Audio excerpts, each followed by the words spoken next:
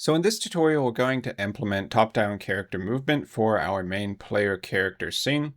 But right before we get into that, I do want to point out that we can delete the demo folder from Limbo AI that automatically imports with the plugin itself. If you want to go through the demo or keep it there, you're welcome to do so. This includes examples on how to use Limbo AI, but I'll be showing you on video for those steps for the state machine specifically. So we don't actually need that for our project. I'll remove that. Okay, and now we're ready to get started. So we want to start off with a 2D scene in the top left-hand corner. So I'm going to click on Create Root Node 2D Scene. So that's going to give us a base node 2D. Now, the root of our character, generally speaking, we want to be a character body 2D, which is a type of node 2D. So we can right-click on our node 2D and go to Change Type, and then we'll type in Character. We'll find Character Body 2D. Note that this inherits from Physics Body 2D, which is a collision object, which is a type of node 2D. So there's a whole series of classes or object types that the character body is inheriting from, and it acquires all of the traits of all of the classes that come before it. So that means that anything a Physics Body 2D can do, a Character Body 2D can do as well. So let's hit Change here to Character Body 2D. And as soon as you do that, there'll be this little yellow triangle warning sign saying that the collision object has no shape. So we need to right click and add a child node, which is going to be a collision shape 2D. And I'll just zoom in on the center point 00 here. You won't see anything yet because we haven't actually added a sprite. But let's start by clicking on shape in the inspector on the right hand side and doing new circle shape. So we may come back to edit that and reduce its size, but first we need the sprite in order to really see what we're working with. So let's take the root node and also rename it by pressing F2. And I'm going to just call it player. You could also call it player character or player character body 2D, whatever makes sense to you. And then we're going to save this scene, which is basically the root scene and any of the child nodes, into one file, a .tscn scene file in our project.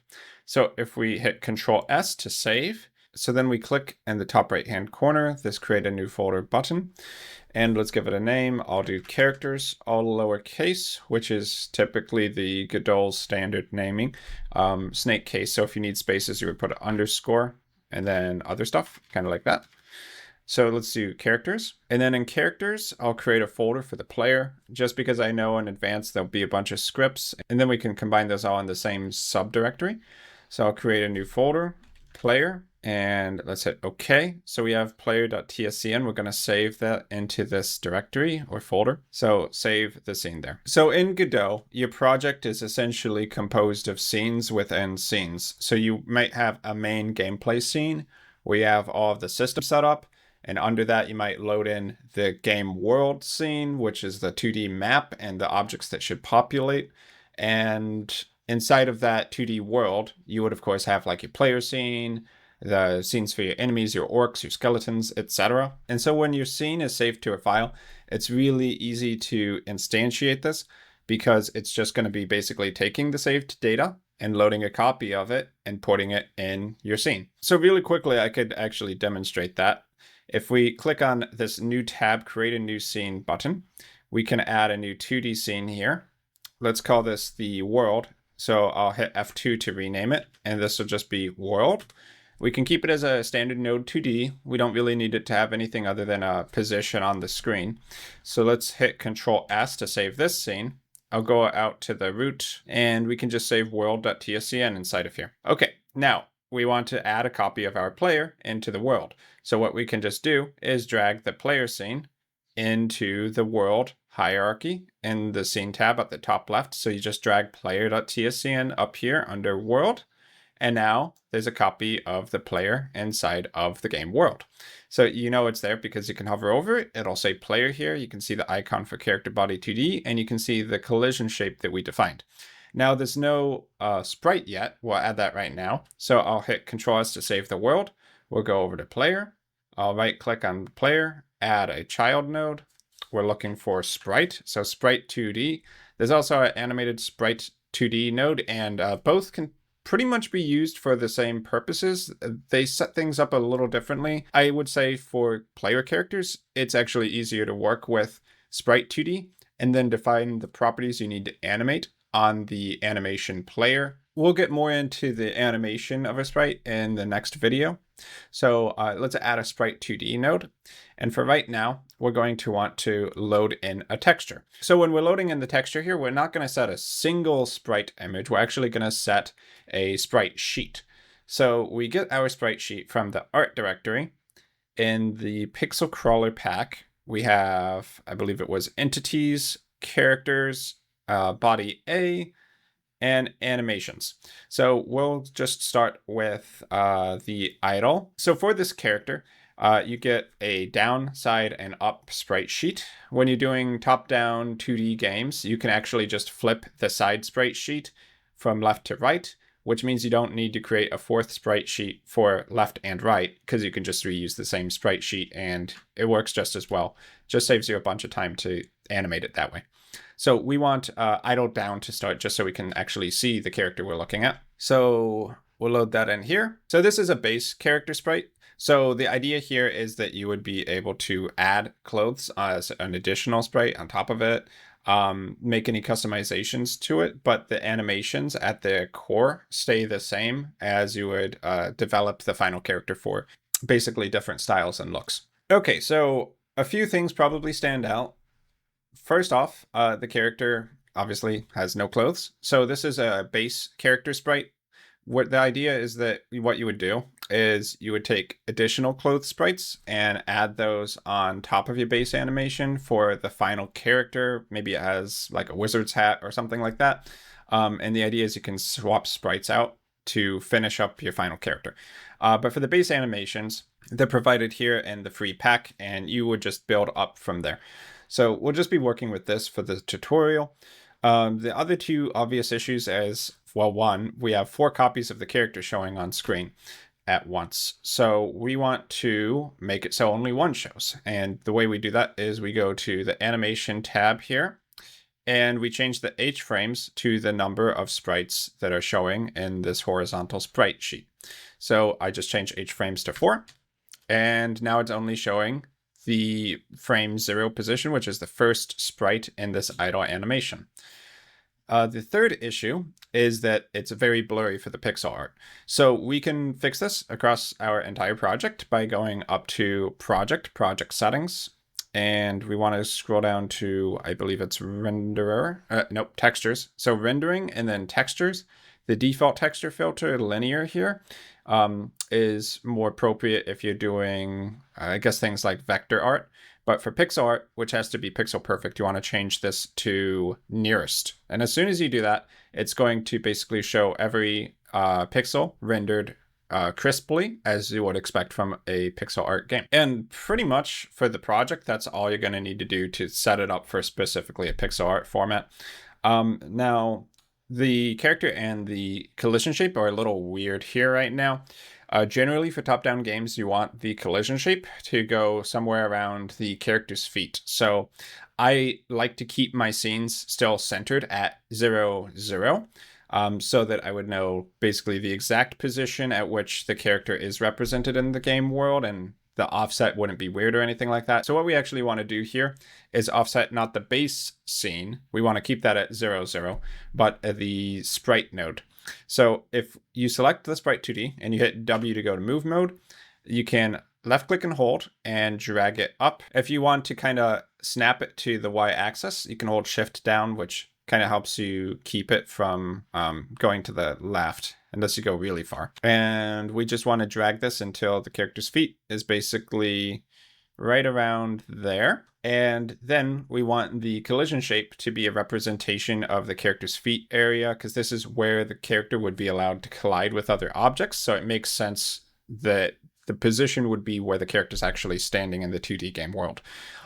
Getting used to the perspective of like 2D does take a little bit of getting used to, because it's a little bit less obvious, I guess, than 3D, where it would just be more like real life. So here we just have to give it the illusion that our character's actually standing right there, even though the character sprite goes from here to here, but this is the area where the character is actually standing. So we can save that there. That should be good. Just for reference, that was 4.12 pixels. I'm going to actually just round that to 4. Just have a bit of a preference to kind of try to keep everything to pixel perfect sizes for a pixel art game. It probably won't be a big deal and cause any issues, but you know, just in case. So now if we click back to our world scene, we'll see our characters actually standing in the game world. And if we want to play the world, we would hit this play button over here, which plays the current scene of the world.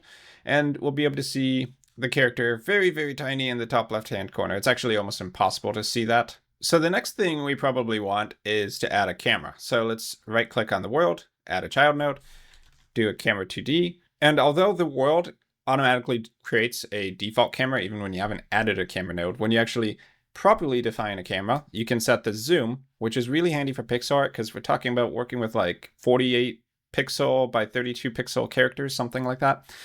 So we want to take the zoom and probably bump that up to about 3 or 4. We can see the camera 2D now is also centered on the 0 point rather than kind of being more of this default canvas box here. We actually see the camera is this pink line.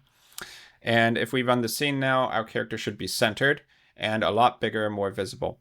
So if you want, you can bump that up to a 4. I think 3 is pretty good for now. I'll change it later if we need to. But as long as you can see the character, I think you're good there. Now, one other thing, when we're playing the game, I think I want this to be much more visible. So let's increase the window size now so that we can design for a bigger screen size more properly so that, you know, when we're doing our previews, you guys can actually see what's going on better. So let's go to project settings, and I'm going to take the window display and change this to something much bigger. So I think something like 1980 by 180 would be good. I mean, that depends on what your resolution for your screen is. For me, that's going to be kind of like this. Okay, I'll try this from my screen. I'm working on a pretty big extra wide monitor here, so a little bit of trial and error. I think that'll work good because then I can still see the off button over here. So play, main scene, pause, and stop current running project buttons, by the way. I would say as long as you can see that, then that'll be fine. So with our game canvas this big, I also probably want to boost the zoom. You can actually edit the properties while the game's running. So I could just take this zoom and change it to 4. Let's Alt Tab back in and you can see that the size immediately updated. So if that's big enough for you, you can keep that, or we can go up to 5. You know, maybe I'll actually do a 5.0 zoom there. Now for the moment you guys have actually been waiting for, let's get into the actual coding. So we need to create a script that extends character body 2D and have that attached to player. We can do all of that in one go by clicking on player, left click, and then just click on the attach a new or existing script to the selected node. And we're just going to call this the player.GDScript. And we are actually not going to use the template character body 2D basic movement script. That is, if I recall, more for platformers because it adds jumping. And honestly, we can write it a lot better. So let's hit create. And that's going to jump us into the script editor here. So for right now, I'll just keep it as the embedded script editor, but you can also click this button over here and make it floating if you want to go full screen with the script editor. That can be handy if you're getting really into GDScript coding, but here the script is going to be, you know, pretty quick and simple, so no need really. So let's go up to the top. Okay, so we can see that our script extends character body 2D. This means that our script has the base class of character body 2D. Okay, so if we hover over the extends character body 2D, you can see the class hierarchy here going down from character body 2D all the way to a base Godot object. This just means that everything along the way, it'll inherit the abilities of each of those different classes. So a character body 2D actually can do a lot. We're only going to need a little bit of it, really. So just keep in mind that everything listed there, each of these classes, which you can jump into by clicking on their names if you want to read up about them, is something that character body 2D can do as well. So to read through all of that would be a lot of documentation right now. Good to know about, good to read up as you go forward, but a bit overwhelming for right now. So let's work on our class. We want to give it a class name so that this script can be easily referenced from other scripts by name. by going to the start of the line and then pressing enter. Let's go up to the first line and type in class name player. And now we've defined this script as the player script. So this is basically a global symbol now in our project we can look up and use just by referencing player, typed exactly like this with capitalization. You'll see as we go forward in the course that that is extremely useful, especially for something like a player script, which a lot of other classes are going to need to touch on. Okay, so let's work on the physics process function for the character. So let's type in func for function and then underscore, and you'll see this menu auto-populate with the methods that are defined inside of the parent classes. These are basically functions we can override and add in code so that it actually does something or changes what the base class originally did. So we want physics process here. If you find physics process and hit enter, it'll give us the full function definition here for the name here, underscore physics process. Okay, so here we have the name of our function. The underscore here indicates that it is meant to be private, as in not accessed from other scripts, and only to be contained or encapsulated from within this script. The delta here is the name of our parameter, and float is the type of our parameter. Now in GDScript, you do not have to actually type your functions. So if you wanted, you could remove this colon float and just call it delta. Now what is delta? Well, that would end up being whatever the caller decided to pass into this function, which in this case basically has nothing to stop it from being anything other than a float. Now you would pretty much expect it to be a float. So in this case, it's much better to actually declare its type with colon and then float here. So I do highly recommend this. And then here, also an optional component of the function declaration, we have this arrow, which is a dash next to the 0 key. Okay, and then over here on the right, we have the return arrow pointing to the return type of void. Void means it has no return. You don't expect it to actually return anything that you would use inside of other functions. So to type that in manually, you would do hyphen and then a greater than sign. And that's your return arrow pointing to the return type. Okay, so of course, when we type this out, our function doesn't actually have anything in it. You can have a function do nothing by typing in pass lowercase. So that's a reserved keyword there. But without that, if I undo that, then you'll see this error pop up at the bottom over here saying expected indent block after function declaration, meaning there should be something in here after the function is declared. And you can expand this list here to see all of the errors inside of your current script. A pretty handy little window there. Also good if you need to copy and paste. You can just select all of it and copy. And you can paste that into any other application you're using. Maybe you're doing a bug report or something like that. Okay, so finally we can actually start writing some function code. I know I'm going a bit slow trying to keep it accessible here, especially in the earlier videos. We'll definitely get a lot more intense as the course goes on. So first off, for our physics process, we want the character to move, which means we need a speed and we need a direction that the character is going to move in. So somewhere we need to declare how fast our character moves. So we could declare it right in the function, but actually what I want to do for right now is make an export variable where we can actually change the speed in the editor really easily by just going over here in the right and then type in whatever speed we want. And we can change that during gameplay as well. So let's type in @export var speed and give it the type of float. So let's walk through this slowly first. @export here is a keyword that declares it as being able to be edited in the inspector. Okay, and then var here means variable. Speed is the name of the variable. Colon here defines the type, and then float is the type. So we can take this speed. Let's actually write pass here for a physics process and then hit Control S to save it. And you'll see speed pops up here in the top right for the player script. Make sure you have the player node selected and you'll be able to see this. Now you can also see the default is 0.0. So that's the default value for a float. You probably for speed actually want to assign a real number to that. So I'm going to take this and say equals, let's go with 100.0, hit Control S.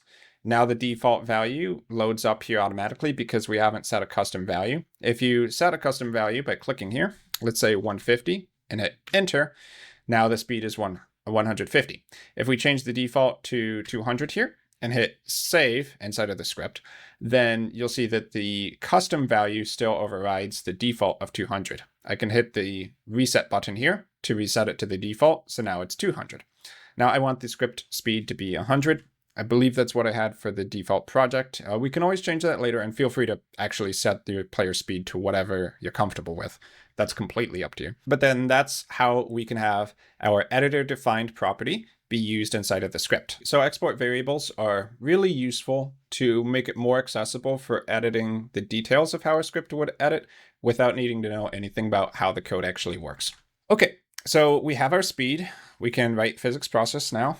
Okay, so let's see here. I'm going to first get the input direction. Okay, so for right now, we want to declare a direction variable. So var direction, and you'll see that I'm typing this inside of the function. So this makes it a local variable to the function, meaning as soon as the function's done, this is going to be cleared. It's only used inside of the function unless we return it as our return type. So it's temporary, basically. And we're going to set this equal to input. Now note I'm capitaling the I because this is a class name that we're referencing. So the input class is, you could think of it as a global class you can access from anywhere if you need to have it do something for you. And we are going to be using the input class to get a vector. So a vector is going to have a X and a Y component, a vector 2 rather. Now there's also vector 3 for 3D games, which adds in the Z axis. But for 2D games, you only have X and Y, which just by removing that third axis makes 2D games a bit simpler to understand and work with. So we want to get the negative X here. You can see the parameters that this function is defining. And there's actually some extra ones over here like dead zone, which we don't need. But the four we need are negative X, negative Y, and positive Y. So in one of the two previous videos, I believe I did touch on this, but negative X in Godot is left on the screen. So we want input for left. Now, you can see it populating with some predefined action string names. You know it's a string name, by the way, because it has a ampersand here in front of the string, which is quotations, and then the actual name here, ending in quotations. But these are all default UI actions, and it's not a good idea to actually reuse those in the sense of controlling your character because they already control the user interface by default. So let's go up to project settings. So project settings in the top left, input map, and we type in a new action. I'm going to type in left and then click add. So our left action, I'm going to hit add event here. And I like using WASD keys. It's pretty standard for a lot of games. So I'm going to just type in A here where it says listening for input, and it will automatically assign it to the A physical or a Unicode key. So basically A on your keyboard. You can click OK now. And now moving left is assigned to A. And we want to do that for up, down, and right as well. So type in right, add, and then we click over here to assign the key, add event, hit D for right, hit OK.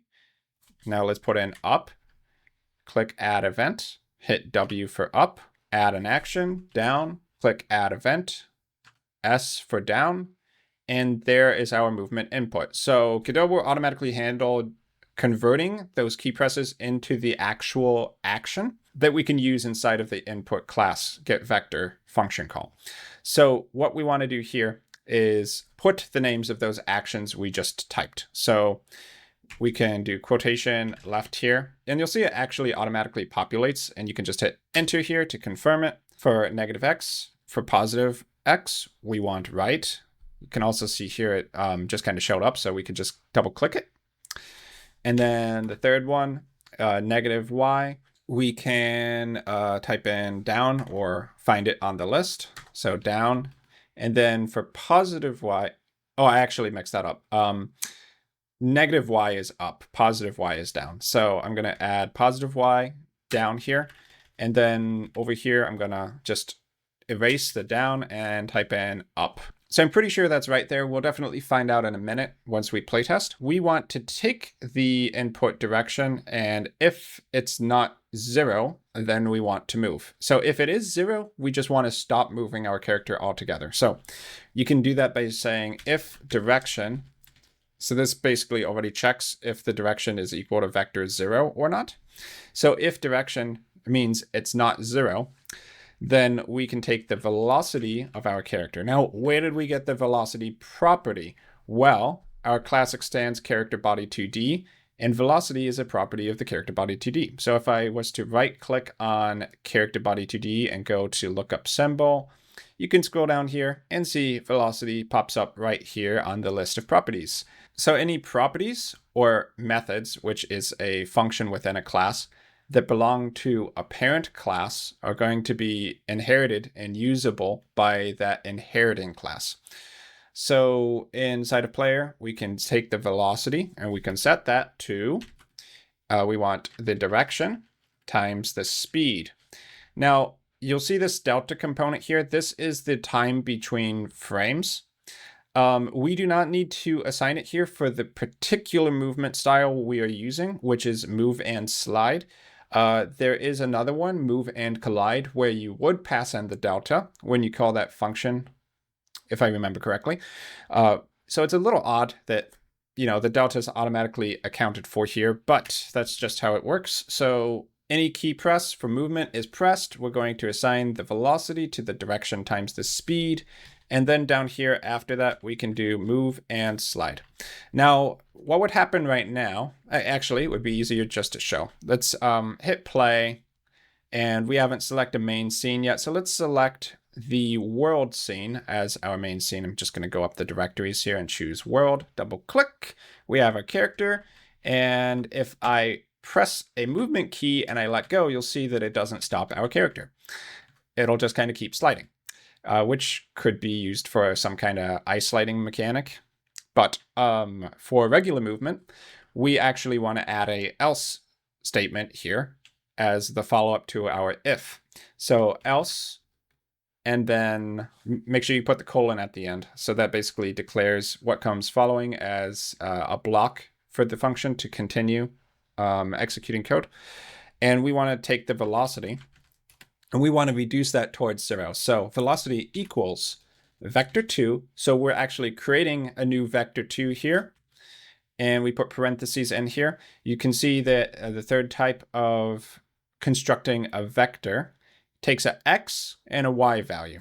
So inside the parentheses, hit enter. So this is going to separate the first parenthesis from the second. It makes it very clear to type the x logic here, and then the y logic right beneath it. So we want to move toward the velocity.x to 0. And we're going to just do that the current speed. So this basically means as soon as we let go, we're dropping the speed to 0 immediately.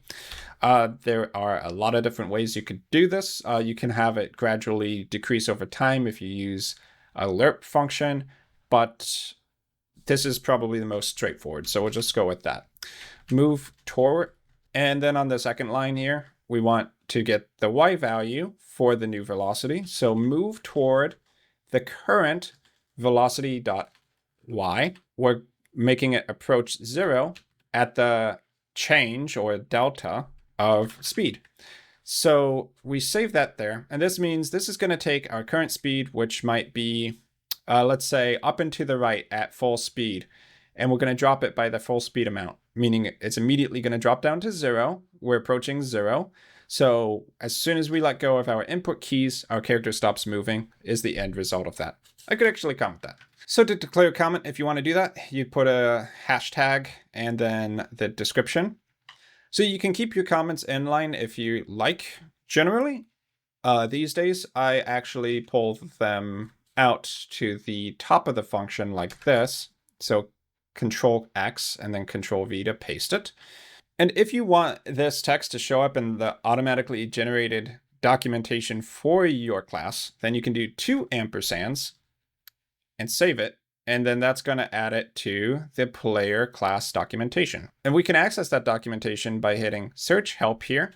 We search for player, our custom class, hit open, and you can see the name of our properties, which in this case is just referring to a variable that exists as part of the class local, which in this case we could just refer to as a variable that is a local state existing inside of the class, rather than like a local variable of a function. So you can edit and read from these as you need. In other programming languages, things like fields or properties are a lot more clearly defined, but I think generally for most basic GDScript functions, your property and variable end up being the same thing. You wouldn't declare something like a backing private field like you would in C#. I would say in most cases though, because there would still be some reasons for doing that, to have a private backing to your public property. Here you can see the method here. And if we scroll down, the method descriptions. So physics process, as soon as we let go of our movement keys, our character stops moving. So this is actually one of the coolest thing about GDScript, is that it is essentially self-documentation generating. As long as you put the comments where they're supposed to go with the double ampersands, you can comment a field or property, you can comment a method, and this is really helpful. It makes it easy for other people to basically understand your code without reading the entire script from top to bottom. So you could actually do the same thing with speed here.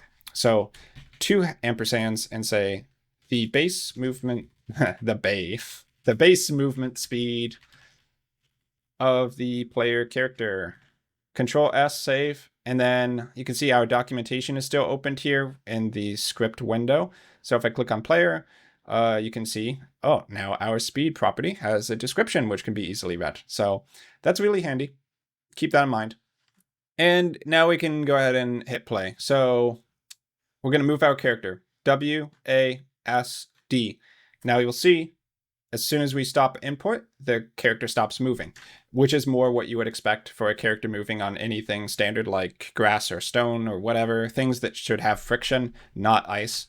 And that's the basic movement we'll be using for the rest of the game, basically. Now, obviously, the character's not animated. We don't have the run animations. It's not facing the direction as it should yet. Those are all things we're going to cover in future videos going forward. One last thing I want to add in for this character while we're ahead of things is to add in just one more display name property. So I'm going to actually add a export for var, a display name, and this is going to be of type string name. And we're going to set that equal to ampersand, whatever default you want. You can just make it player and hit Control S. So for our player, we can see now the display name string name property is editable inside of the inspector.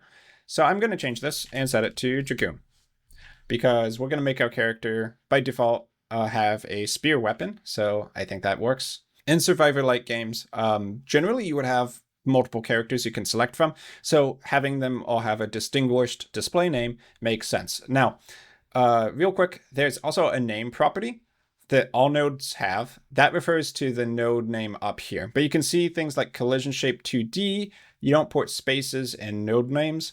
So to use that as your display name might be a little weird. Like let's say you add a subclass like Fire Dragoon, right? But you might make the player node name here Fire Dragoon without the space, so you can have a distinguished separate display name by having a custom property like this.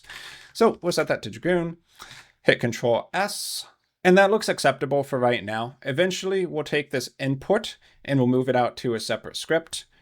We'll take stats like character speed, and we'll also make that a separate script, but this is a good start. So that's going to be it for this video. I tried to slow down here intentionally to cover all of the script terminology that we're going to be using for GDScript as, the foundation for the rest of the course. because these are all things that are going to keep coming up again and again. I hope that wasn't too slow for anybody, but we are going to be speeding up from here. So until the next video, I'll see you then.